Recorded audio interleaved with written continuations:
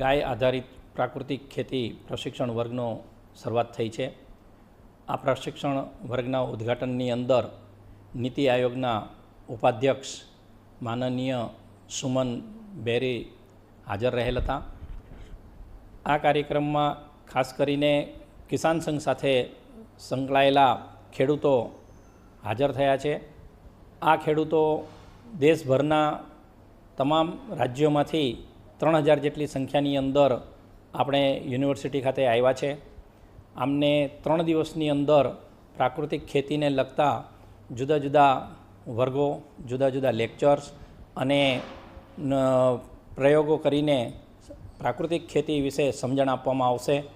પ્રાકૃતિક ખેતીની અંદર ખાસ કરીને ગાય ઉપર આધાર રાખવામાં આવતો હોય છે, કારણ કે એની અંદર જે ઘન જીવામૃત અને બીજા ઉત્પાદો બનાવવામાં આવતા હોય છે એ ગાયના છાણ અને મૂત્રની અંદરથી બનાવવામાં આવતા હોય છે।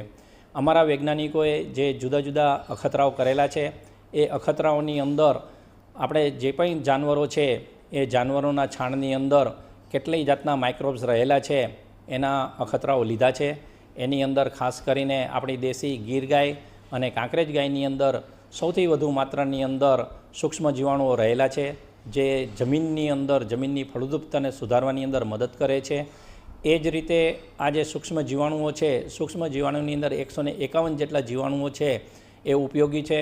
ઉપરાંત સૌથી આનંદદાયક વાત એ છે કે જેને આપણે વનસ્પતિના હોર્મોન કહીએ છીએ, ઇન્ડોલ એસિટિક એસિડ, આ પણ એમ કે ગૌમૂત્રની અંદર જોવા મળે છે, જે વનસ્પતિના મૂળને મજબૂતી આપે છે, એ મૂળની વૃદ્ધિ કરતું હોય છે।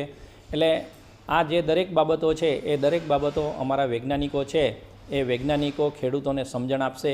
ખેડૂતને ખેતર ઉપર પણ એમ કે નિદર્શન બતાવીને અને એમને આ પ્રાકૃતિક ખેતીની સમજણ આપવામાં આવશે। ધીમે ધીમે ખેડૂત છે એ પ્રાકૃતિક ખેતી વળે એવા સઘન પ્રયત્નો કરવામાં આવશે।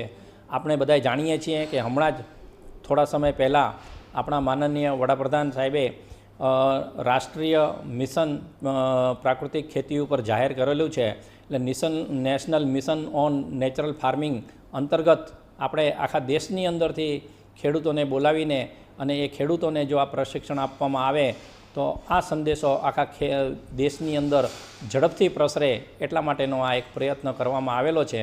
અને